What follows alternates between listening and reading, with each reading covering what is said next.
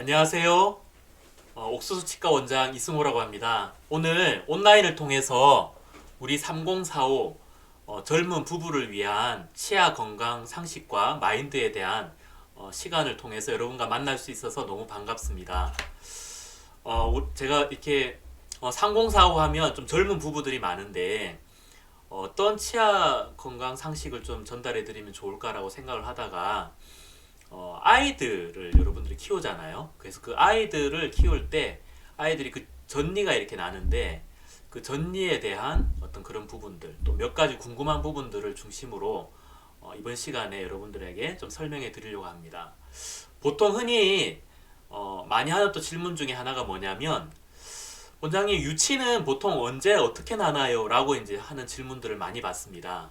유치는 아이들에게 20개가 있습니다. 그래서 위아래 좌우로 나누어서 5개, 5개, 5개, 5개씩 해서 총 20개가 이렇게 있는데 나는 시기는 유중절치, 유측절치, 유견치, 제1유구치, 제2유구치 이런 식으로 A, B, C, D, E라고 이렇게 표현을 하는데 우리가 보통 이렇게 유중절치, 유측절치 이런 식으로 A, B, C, D, E의 순으로 이렇게 앞니부터 어금니로 이렇게 나게 되고요.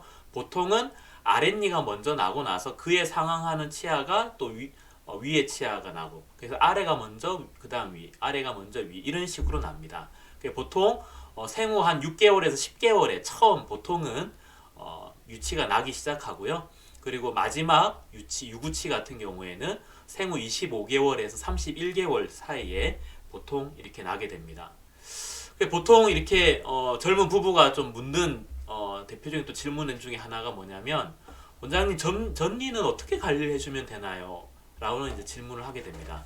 여러분 일단 제일 중요한 건 뭐냐면 전니는 영구치를 위한 공간 유지 장치다 라는 개념을 가지시면 여러분 굉장히 많은 도움을 받을 수가 있습니다.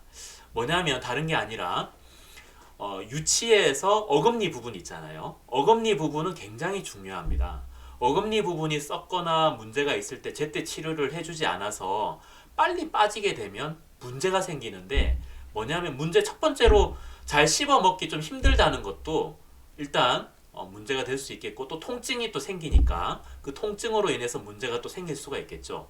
사실 그런 것보다 더 중요한 건 뭐냐면 그렇게 관리가 잘 되지 않아서 유치를 빨리 빼게 되면 그 밑에 있는 영구치 어른니 있죠. 소위 어른니라고 하는 그 영구치가 나게 될 때 그 유치가 너무 빨리 빠지면 우리 책장에 책이 여러 권이 이렇게 있는데 책 중간에 책을 하나 딱 빼면 어떻게 됩니까? 그 옆에 있는 책들이 이렇게 쓰러지게 되죠. 그러면 나중에 영구치가 전니가 이렇게 빨리 빠지게 되면 인접해 있는 전니가 옆으로 쓰러지게 되면 밑에 속에 뼈 속에 있는 영구치가 위로 올라올 때 공간이 부족하게 되겠죠. 그래서 그 영구치가 덧니처럼 난다든지 하는 문제를 야기할 수가 있습니다. 그래서 공간 유지 장치의 개념을 가지고 있는 것이 참 중요하고요. 유전치, 앞니 쪽은 사실은 빨리 빠진다든지 다치거나 이러면 보기 싫어서 그렇지 그때 앞니는 공간이 상실되진 않습니다. 사실은 영구치가 나면 다 만회가 되기 때문에 크게 걱정을 근데 보기가 싫어서 우리가 이제 좀 문제가 되는데 그래서 보통 어금니 쪽에 전니가 너무 빨리 빠지면 영구치가 나려고 하는데 시간 아직 많이 남았는데 이렇게 비어 있게 되면 이게 쓰러지게 됩니다. 그래서 이 쓰러지는 것을 방지하기 위해서 치과에서 공간 유지 장치라고 하는데요. 이런 공간 유지 장치를 이렇게 해주게 되면 이 공간을 유지하게 되겠죠. 만약에 이런 장치들을 제때 해주지 않거나 이렇게 되면 아래쪽 그림처럼 영구치가 날 때 옆으로 이렇게 삐져나오게 됩니다. 그죠? 이렇게 되면 굉장히 나중에 치아 관리하는 데도 문제가 있고 보기에도 굉장히 안 좋겠죠. 그리고 아까 제가 방금 말씀드린 것처럼 앞니 부분은 이렇게 빠지게 되면 후속 영구치들이 나는 그 공간은 크게 지장은 없지만 보기가 싫기 때문에 이렇게 임시적으로 우리가 가짜 치아를 이렇게 해주기도 합니다. 그리고 전니에 있어서 또 중요한 것 중에 하나가 뭐냐면 전니가 이렇게 나면서 보통 만 6세 이후에 되면 이제 영구치들이 이제 나기 시작합니다. 영구치, 어금니 영구치가 처음 이렇게 나기 시작하는데요. 그렇게 처음 난 영구치들은 이렇게 꼭 우리 산골짜기 계곡이 깊은 것처럼 이렇게 계곡에 계곡물 흐르는 것처럼 이렇게 계곡이 깊습니다. 이렇게 마모가 되지 않고 처음 나기 때문에 이렇게 계곡이 깊은 경우가 많은데, 이런 경우는 우리가 보통 음식을 식사를 하고 나서 양치질을 한다고 하더라도 이런 틈들에 음식물들이 잘 끼이기 쉽습니다. 이렇게 그림에서 보는 것처럼 이렇게 이런 부분에 음식물들이 잘 남아있기 쉽고, 이렇게 남아있게 되면 잘 썩게 되겠죠. 잘 썩게 됩니다. 그래서 아이들에게 해주는 게 뭐가 있냐면 실런트라는 게 있습니다. 그래서 연구치가 이제 새로 날 때 그 연구치는 이제 죽을 때까지 쓰는 치아잖아요. 물론 요즘 임플란트라는 것도 나오긴 했지만 그 임플란트보다 연구치를 다 최대한 보존해서 죽을 때까지 이렇게 그 연구치를 사용해야 되기 때문에 그 연구치를 보호해주기 위해서, 충치가 빨리 이렇게 생기는 걸 막아주기 위해서 이런 식으로 코팅을 해줍니다. 이렇게 표면에 약간 매끄럽게 치아색으로 이렇게 코팅을 해주면 음식물들이 잘 절유되지 않겠죠. 잘 씻겨 나가겠죠, 그죠? 그래서 이런 코팅을 하면 연구치들이 충치로 빨리 이렇게 생기는 것을 막을 수가 있습니다. 그래서 이런 관리가 좀 필요합니다. 예. 그리고 흔히 우리 젊은 부부들이 이제 아기를 이제 키울 어머니들이 이제 그 분유를 먹이잖아요. 젖병으로 분유를 먹이는데, 보통 이렇게 아이가 막 배고프다고 울면 젖병을 물리면 어떻게 되죠? 막 이렇게 막 젖병을 쪽쪽쪽쪽 빨면서 하다가 어느 순간 아이가 하고 자죠. 자기 잘 자잖아요. 저도 이제 아이 세 명을 이렇게 키우면서 이렇게 보니까 뭐 여러 가지 애들이 우는 원인은 여러 가지가 있겠지만, 뭐 기저귀에 똥을 쌌다든지 오줌을 쌌다든지 기저귀가 불편해서 우는 경우, 또 뭐 추운 경우, 뭐 더운 경우, 뭐 여러 가지 있겠지만 배가 고파서 우는 경우도 많죠. 그래서 보통은 젖병을 탁 하고 물리면 하고 잘 자잖아요. 물론 뭐 젖병뿐만 아니라 모유를 먹을 때도 모유 먹다가 이렇게 잘, 엄마가 모유 먹이면서도 자고 아이도 젖병 물고 모유 이렇게 빨다가도 자기도 하고. 그러니까 자는 참 귀엽고 너무 좋은데 뭐가 문제가 될 수 있냐면, 그렇게 이제 젖병을 이렇게 빨고 그 자면 분유를 머금은 채로 자게 되면 그 분유 속에 있는 당분이 이를 다 썩게 만들 수 있습니다. 이렇게 특히 앞니, 위턱에 있는 앞니를 기준으로 그 중심으로 이렇게 주변으로 많이 썩게 됩니다. 한두 개가 아니라 여러 개가 썩게 되는 거죠. 그래서 우리가 아이가 이제 좀 잘 때는 어떤 적정 시간이 지나면 깨워서 깨끗이, 여러분 그 손가락 칫솔이 있거든요. 아이들 치아를 닦아주는 손가락 칫솔로 깨끗이 윗니, 아랫니 그 뒷면 부분, 특히 치아의 뒷면, 이 뒷면 부분이, 젖병을 빠는 이 뒷면 부분이 많이 썩게 됩니다. 그런 부분들을 잘 닦고 관리를 해주셔야 됩니다. 그래서 물론 앞니가 이렇게 썩고 문제가 있으면 이렇게 아이고 어떻게 하나 싶지만, 물론 이렇게 정말 정 안 되는 경우는 빠지게 되면 연구치나 하는데 크게 지장은 없습니다. 하지만 너무 보기 싫겠죠.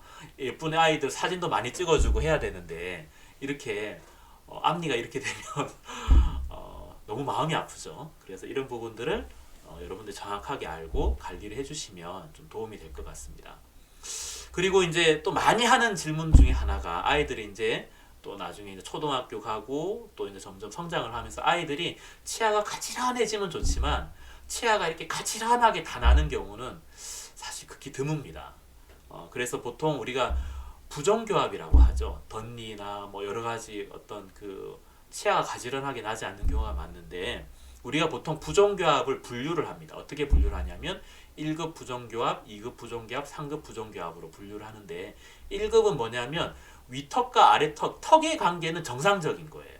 자, 이런 경우는 치아가 턱의 관계는 정상적인데 치아가 예를 들면 조금 삐뚤삐뚤하다든지 뭐 이런 경우, 약간의 삐뚤삐뚤함 정도가 있는 거를 1급 부정교합이라 그러고, 2급 부정교합은 뭐냐면 무턱입니다. 흔히 우리가 말하는 무턱. 그러니까 위턱은 이렇게 많이 튀어나와 있고 아래턱은 뒤로 좀 후퇴되어 있는, 턱이 좀 들어가 있는, 이런 경우는 윗니와 아랫니가 이렇게 차이가 크게 됩니다. 앞니가 이렇게 차이가 크게 됩니다. 이런 경우는 돌출의 어떤 경향을 볼 수가 있고, 그리고 또 손가락 빠는 아이들 있죠. 손가락을 늦게까지 빠는 아이들은 이렇게 보면은 윗니는 자꾸 앞으로 뻗어지고 아랫니는 뒤로 들어가서 윗니와 아랫니의 차이가 크게 됩니다. 이런 경우는 2급 부정교합이라고 하고요. 반대로 턱이 아래 턱이 너무 많이 이렇게 성장이 많이 되어 가지고 아래 턱이 이렇게 더 많이 자라서 위턱과 아래 턱이 한 게 보통 이렇게 돼야 되는데 거꾸로 이렇게 된 경우가 있어요. 위턱 위에 치아 위턱 치아가 아래 턱 치아보다 뒤에 가 있는 경우. 이런 경우는 굉장히 이렇게 주걱턱에 인상을 주게 됩니다. 굉장히 이렇게 좀 인상이 이렇게 좀 안 좋게 되겠죠. 그래서 보통은 우리가 보통 1급 부종 교합인 경우에서는 사실은 뭐 치아 교정 시기는 언제든지 상관은 없지만 대부분 언제 해주냐면 연구치 그러니까 유치가 다 빠지고 연구치가 이렇게 나는 시기가 있는데 초등학교 5학년 6학년쯤 되면 어느 정도 전리가 거의 다 빠져가고 연구치가 거의 대부분 나게 됩니다. 그래서 초등학교 한 5학년에서 6학년 지나고 나서 6학년 그 다음 중학교 1학년 이 시점이 교정을 해주면 되는 시점입니다. 그리고 사실 그때가 또 좀 지나서 뭐 고등학교 때 해도 사실 크게 상관은 없습니다. 1급 부종교합인 경우는 크게 상관없습니다. 물론 청소년 시기에 교정을 해주면 치아 이동이 빠른 건 사실입니다. 치아가 굉장히 이렇게 빨리 어른에 비해서 빨리 움직이는 건 사실이지만 또 반대로 말하면 너무 이렇게 스스로 양치질이라든지 구강 관리가 힘든 어린 시기에 너무 빨리 교정을 시작하면 브라켓과 철사로 이렇게 하면 양치질하기 굉장히 좀 불편하고 힘들잖아요.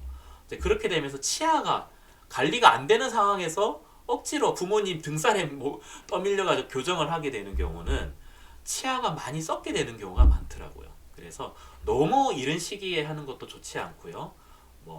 너무 늦은 시기라는 건 없지만 어느 정도 한 6학년, 중학교 1학년 이후에 해도 전혀 상관이 없고 그때 되면 코나 턱이나 이런 얼굴형도 점점 이렇게 자라기 때문에 너무 빨리 서두르는 것보다는 중학교 1학년 이후 그냥 천천히 보고 어떤 아이의 성장 상태나 아이 공부하는 거나 여러 가지 그런 걸 고려해서 천천히 이렇게 해주면 되겠습니다.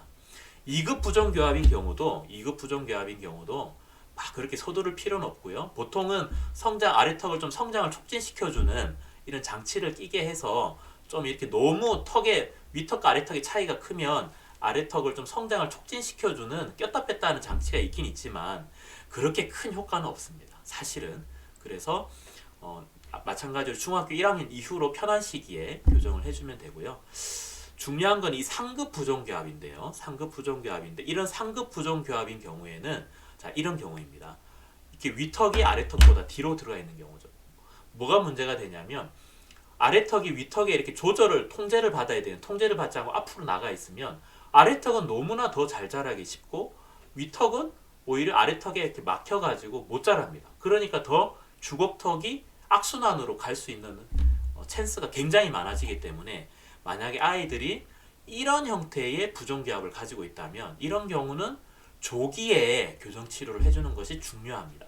조기에. 그래서 이렇게 묶여있는 관계를 빨리 이렇게 풀어줘야 되는 것이죠. 그래야 위턱도 정상적으로 성장할 수가 있고 많이 자라려고 한 아래턱도 어느 정도 위턱에 견제를 받을 수가 있는 것이죠. 그래서 이런 경우는 우리가 조기에 교정 치료를 해주는 것을 권유를 하고 있고 이런 경우에 있어서는 위턱의 성장을 촉진시켜 줘야 되기 때문에 이런 페이스 마스크라고 하는데요. 이렇게 꼈다 뺐다 하는 이런 입안에 이런 장치를 껴서 고무줄을 이렇게 껴서 이 위턱을 당겨 줍니다. 성장을 촉진시키기 위해서. 그러면 위턱이 이렇게 앞으로 좀 나오게 됩니다. 이제 이렇게 나오게 되어서 이렇게 원만하게 하게 성장이 될 수 있도록 하는데 사실 이런 경우에 나이가 들면서 이렇게 해놓았다가 나중에 중학교 1학년, 2학년, 3학년이 되면서 아래턱이 키가 자라면서 아래턱도 더 자라게 되거든요. 키가 크면서 아래턱도 같이 자랍니다. 근데 키가 엄청 크면서 아래턱도 엄청 자라버리면 이렇게 해놓아도 다시 역전이 되어서 이렇게 될 때가 있는데 그럴 때는 또 무리하게 교정 치료해서 막 이거를 이렇게 당겨가지고 이걸 이렇게 억지로 이렇게 만드는 그런 치아의 교정을 물론 할 수는 있지만 많은 한계점이 있습니다. 그리고 일단 인상이 턱뼈가 너무 길어가지고 인상이 그렇기 때문에 그런 경우에는 너무 무리하게 아이들 교정한다고 이렇게 장치를 끼우고 그렇게 하는 것보다는 차라리 그냥 자연스럽게 놔두고 여자인 경우에는 고등학교 2학년 이후에 성장이 거의 끝납니다. 그리고 남학생들인 경우에는 한 고등학교 3학년 이후에 그때는 이제 우리가 턱 수술을 통해서 너무 길어진 아래턱의 길이를 줄여주는 그런 턱 수술을 해주면서 교정 치료를 해주면 얼굴이 균형 있는 비율을 가진 가지런한 치아를 가질 수가 있게 됩니다. 그렇게 교정 치료를 해주면 됩니다.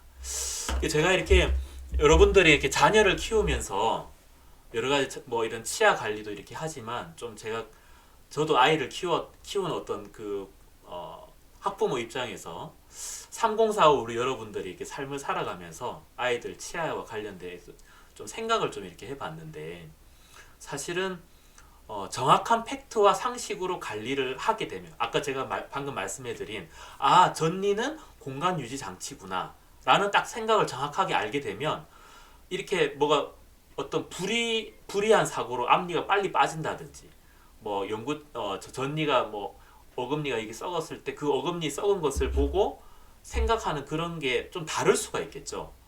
이 전니는 공간 유지 장치인데 이거 빨리 빠지게 되면 연구치에 나중에 문제가 생기니까 그 자리가 없어서 삐뚤삐뚤하게 나니까 이거 빨리 치료해 줘야겠구나 라는 어떤 액션을 하게 하고 그 다음에 앞니가 뭐 이렇게 빨리 전니 앞니가 빨리 빠져서 하면 너무 뭐 보기 싫어서 그런 건 있지만 그래도 걱정을 하지 않게 되겠죠. 그러니까 정확한 사실을 알고 팩트를 알면 거기에 이렇게 두려워하지 않을 수 있을 것 같습니다. 그래서 정확한 팩트와 상식을 통해서 관리를 해주면 되는 것처럼 우리 마음도 마찬가지인 것 같아요. 우리 부모들의 마음, 저의 마음도 마찬가지지만 우리 마음도 그냥 막연하게 그런 감정과 생각에 빠지면 그냥 걱정하게 되고 두려워하게 되는데 정확한 상식을 알고 정확한 팩트를 알면 두려워하지 않게 되는 것처럼 우리 마음도 그런 것 같습니다. 우리 마음에 하나님 말씀이 우리 마음에 정확하게 기준이 세워져 있으면 내 생각과 내 감정이 아니라 하나님 말씀이 기준이 되어 있으면 흔들리지 않을 수 있지 않을까 이제 그런 생각이 듭니다.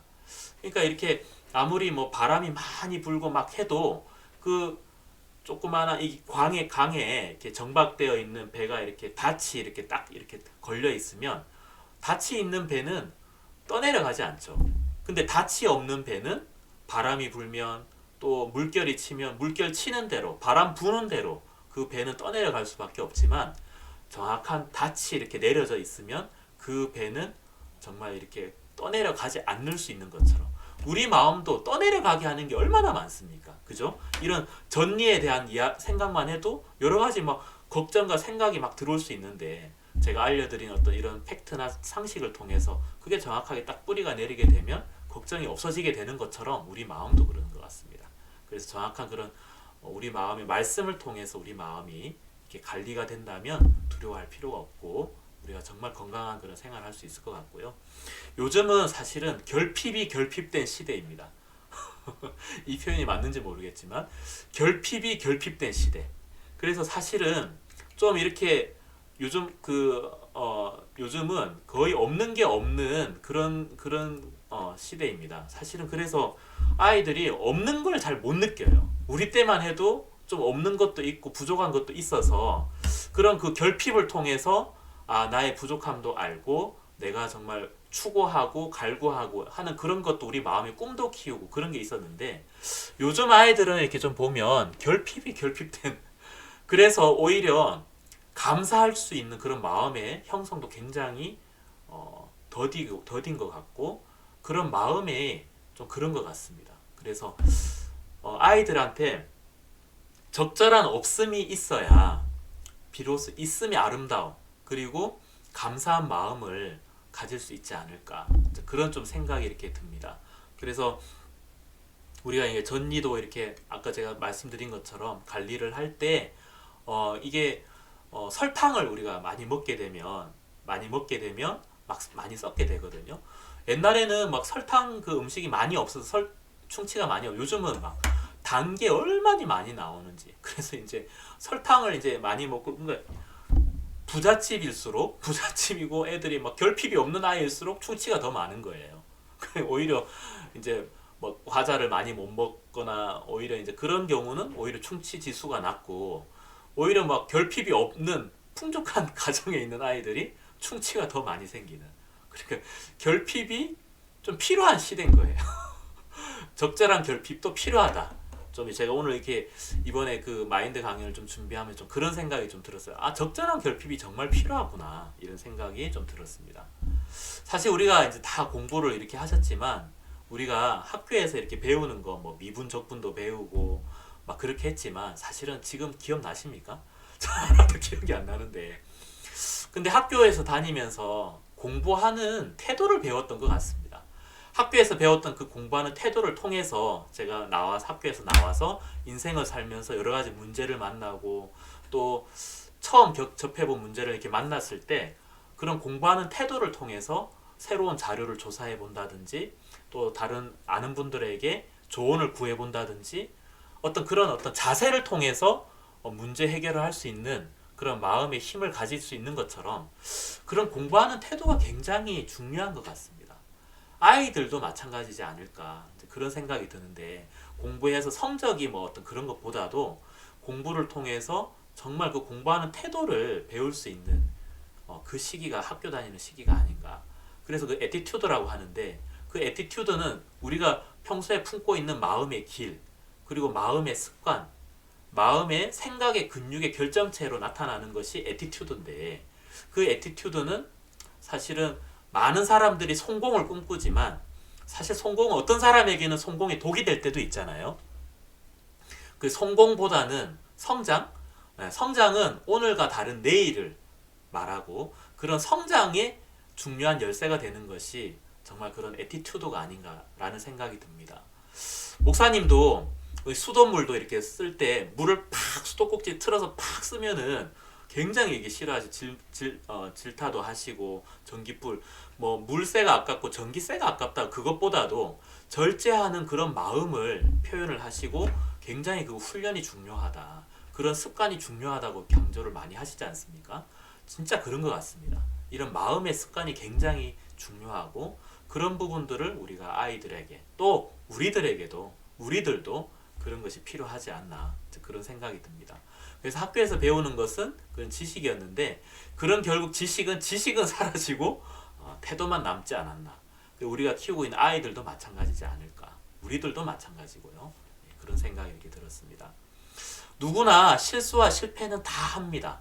하지만 그 실수와 실패를 받아들이는 태도는 사람마다 다 다르더라고요. 사람의 그 마음이 교만한지 낮은지에 따라 그런 실수와 실패를 받아들이는 태도는 사람마다 다 다른 건데 그 태도가 바로 그 사람의 연봉이고 그 사람의 능력이 아닌가. 여러분들도 지금 한참 직장 생활 하거나 이제 하는 분들도 많을 텐데 한번 생각해 보시면 그렇지 않나 하는 생각이 듭니다. 저도 제가 이제 치과를 운영하면서 한 13명 정도 되는 직원들이 있는데요. 그 치과의 위생사들이 있는데 뭐 위생사들의 나이도 다 다르고 또 연차들도 다 다릅니다. 근데 물론 처음 들어오면 다 실수하죠. 다 실수하고 물론 교과서로 배웠지만 실수로 이렇게 실무에서 들어갈 때는 실수하고 그럽니다. 그러면 제가 치과 의사가 된 지 한 22년 이제 됐기 때문에 먼저 들어온 선배로서 제가 이제 가르치고 이렇게 인도를 하는데 어떨 때 이제 그렇게 하는 것보다 이렇게 하는 게 좋아요, 선생님. 이렇게 해 보십시오라고 이제 가르치는데 어떤 선생님은 겉으로는 이해합니다. 겉으로는 이해하는데 속으로는 아유 진짜 원장님 이런 것까지 다 하나하나 간섭을 하시나? 라고 생각하는 사람들이 있어요. 그런 사람들은 하는 신용은 합니다. 근데 어느 순간 지나면 그냥 자기가 하던 대로 해요. 에이 뭐 그렇게까지 할 필요 있어? 그런 사람이 있어요. 그런 사람은 또 어떤 실수가 보이고 문제가 있을 때 제가 또 다른 부분 이야기하고 가르칠 때 그런 사람 또 이해하지만 또 결국 자기 마음대로 이렇게 하더라고요. 그런 사람들은 많이 발전하지 못해요.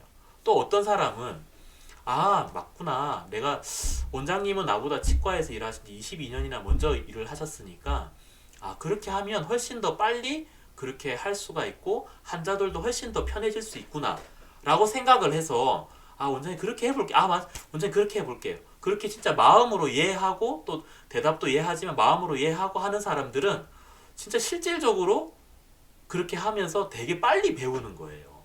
그렇게 해서 1년 지나고 2년 지나면 제가 말씀드린 전자의 직원과 후자의 직원이 있을 때 누가 연봉을 많이 받을까요? 또 제가 원장으로서 누구에게 연봉을 더 많이 줄까요? 저희들은 뭐 사람 같은 연차라서 급여가 똑같지 않습니다. 다 다릅니다. 왜냐하면 하는 일이 하는 어떤 저에 대한 마음이나 또 환자를 이렇게 케어하는 그런 게 다 다르기 때문에 급여가 똑같지 않습니다. 그렇게 지나고 보면 그런 실수와 실패를 받아들이는 태도가 결국 연봉이고 능력이지 않나 그런 생각이 이렇게 드는데 그런 태도는 내 생각과 하나님 생각이 이렇게 다를 때 우리가 쉽게 내 익숙한 내 생각을 버리고 하나님의 말씀을 받아들이고 하나님의 생각을 받아들이기 사실 쉽지 않잖아요. 여러분 생각해 보세요. 너무너무 익숙한 것을 버리고 새로운 것을 받아들인다. 쉽지 않아요. 저도 참 쉽지 않다는 생각이 드는데 그럴 때 정말 필요한 것이 멘토인 것 같습니다. 신뢰와 믿음을 바탕으로 한 멘토링을 통해서 이렇게 받아들일 수 있는 것처럼 나보다 앞선 분들, 지혜가 앞선 분들 그런 분들을 통해서 그런 멘토를 통해서 아 그렇구나 하고 내 생각을 옮겨볼 수 있는 계기가 되더라고요.